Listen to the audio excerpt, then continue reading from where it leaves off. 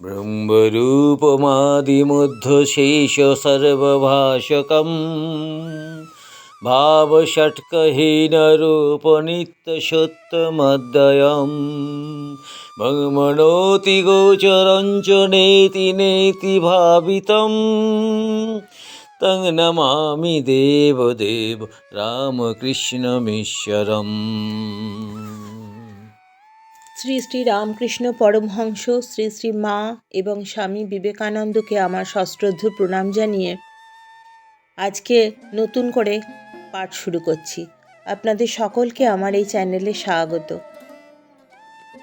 আজকে চতুর্থ খণ্ডের দ্বিতীয় পরিচ্ছেদের প্রথম দিকের কিছু অংশ পড়ে শোনাচ্ছি। বদ্ধজীবের, সংসারী জীবের কোনো মতে হুঁশ আর হয় না। এত দুঃখ, এত দাগা পায়, এত বিপদে পড়ে, তবুও চৈতন্য হয় না। উট কাঁটা ঘাস বড় ভালোবাসে, কিন্তু যত খায় মুখ দিয়ে রক্ত দরদর করে পড়ে, তবু সে কাঁটা ঘাসই খাবে, ছাড়বে না। সংসারী লোক এত শোকতাপ পায়, তবু কিছুদিনের পর যেমন তেমনি। স্ত্রী মরে গেল কি অসতী হলো, তবু আবার বিয়ে করবে। ছেলে মরে গেল, কত শোক পেলে, কিছুদিন পরেই সব ভুলে গেল। সেই ছেলের মা যে শোকে অধীর হয়েছিল, কিছুদিন পরই আবার চুল বাঁধল, গয়না পড়ল। এরকম লোক মেয়ের বিয়েতে সর্বশ্রান্ত হয়, আবার বছরে বছরে তাদের মেয়ে ছেলেও হয়। মোকদ্দমা করে সর্বশ্রান্ত হয়, আবার মোকদ্দমা করে। যা ছেলে হয়েছে তাদেরই খাওয়াতে পারে না, পড়াতে পারে না, ভালো ঘরে রাখতে পারে না, আবার বছরে বছরে ছেলে হয়। আবার কখনো কখনো যেন সাপে ছুঁচো গেলা হয়, গিলতেও পারে না, আবার উগরাতেও পারে না। বদ্ধজীব হয়তো বুঝেছে যে সংসারে কিছুই সার নাই, আমরার মতো কেবল আঁটি আর চামড়া, তবু ছাড়তে পারে না, তবুও ঈশ্বরের দিকে মন দিতে পারে না। কেশব সেনের একজন আত্মীয়, 50 বছর বয়স, দেখি তাস খেলছে, যেন ঈশ্বরের নাম করবার সময় হয় নাই। বদ্ধজীবের আর একটি লক্ষণ আছে, তাকে যদি সংসার থেকে সরিয়ে ভালো জায়গায় রাখা যায়, তখন হেদিয়ে হেদিয়ে মারা যাবে। বিষ্ঠার পোকা, বিষ্ঠাতেই বেশ আনন্দ, ওতেই বেশ হৃষ্টপুষ্ট হয়। সেই পোকাকে যদি ভাতের হাঁড়িতে রাখো, তাহলে মরে যাবে। সকলে স্তব্ধ।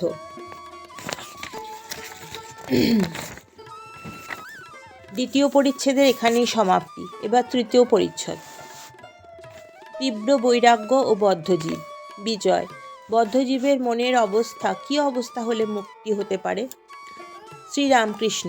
ঈশ্বরের কৃপায় তীব্র বৈরাগ্য হলে এই কামিনী কাঞ্চনে আসক্তি থেকে নিস্তার হতে পারে। তীব্র বৈরাগ্য কাকে বলে? হচ্ছে, হবে, ঈশ্বরের নাম করা যাক, এসব মন্দ বৈরাগ্য। যার তীব্র বৈরাগ্য, যার প্রাণ ভগবানের জন্য ব্যাকুল, মার প্রাণ যেমন পেটের ছেলের জন্য ব্যাকুল। যার তীব্র বৈরাগ্য, সে ভগবান ভিন্ন আর কিছুই চায় না, সংসারকে পাতকুয়া দেখে, তার মনে হয় বুঝি ডুবে গেলুম। আত্মীয়দের কালসাপ দেখে, তাদের কাছ থেকে পালাতে ইচ্ছা হয়, আর পালায়ও। বাড়ির বন্দোবস্ত করি, তারপর ঈশ্বর চিন্তা করব, একথা ভাবেই না, ভিতরে খুব রোগ। তীব্র বৈরাগ্য কাকে বলে? একটি গল্প শোনো। এক দেশে অনাবৃষ্টি হয়েছে, চাষিরা সব খানা কেটে দূর থেকে জল আনছে। একজন চাষার খুব রোগ আছে, সে একদিন প্রতিজ্ঞা করলে যতক্ষণ না জল আসে খানার সঙ্গে আর নদীর সঙ্গে এক হয়, ততক্ষণ খানা খুঁড়ে যাবে। এদিকে স্নান করবার বেলা হলো। গৃহিণী মেয়ের হাতে তেল পাঠিয়ে দিল। মেয়ে বললে, বাবা, বেলা হয়েছে, তেল মেখে নিয়ে ফেলো। সে বললে, তুই যা, আমার এখন কাজ আছে। বেলা 2 প্রহর 1টা হলো, তখনও চাষা মাঠে কাজ করছে, স্নান করার নামটি নাই। তখন স্ত্রী তার মাঠে এসে বললে, এখনও নাও নাই কেন? ভাত জুড়িয়ে গেল। তোমার যে সবই বাড়াবাড়ি, না হয় কাল করবে, কি খেয়ে দেই করবে।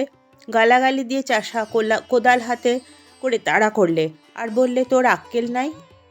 বৃষ্টি হয় নাই, চাষবাস কিছুই হলো না, এবার ছেলেপুলে কি খাবে? না খেয়ে সব মারা যাবি। আমি প্রতিজ্ঞা করেছি, মাঠে আর জল আনবো, তবে আজ নাওয়া খাওয়া কথা কব। স্ত্রী গতিক দেখে দৌড়ে পালিয়ে গেল। চাষা সমস্ত দিন হাড় ভাঙা পরিশ্রম করে সন্ধ্যার সময় খানার সঙ্গে নদীর যোগ করে দিলে। তখন একধারে বসে দেখতে লাগলো যে নদীর জল মাঠে কুলকুল করে আসছে। তখন মন তার শান্ত আর আনন্দে পূর্ণ হলো। বাড়ি গিয়ে স্ত্রীকে বললেন, নে এখন তেল দে, আর একটু তামাক সাজ, তারপর নিশ্চিন্ত হয়ে নিয়ে খেয়ে সুখে ভোঁস করে নিদ্রা যেতে লাগলো। এই রোগ তীব্র বৈরাগ্যের উপমা। আর একজন চাষা, সেও মাঠে জল আনছিল। তার স্ত্রী যখন গেল আর বললে, অনেক বেলা হয়েছে, এখন এসো, এত বাড়াবাড়িতে কাজ নাই, তখন সে বেশি উচ্চবাচ্য না করে কোদাল রেখে স্ত্রীকে বললে, তুই যখন বলছিস তো চল। সকলের হাস্য। সে চাষার আর মাঠে জল আনা হলো না। এটি মন্দ বৈরাগ্যের উপমা। খুব রোগ না হলে চাষার যেমন মাঠে জল আসে না, সেরূপ মানুষের ঈশ্বর লাভও হয় না।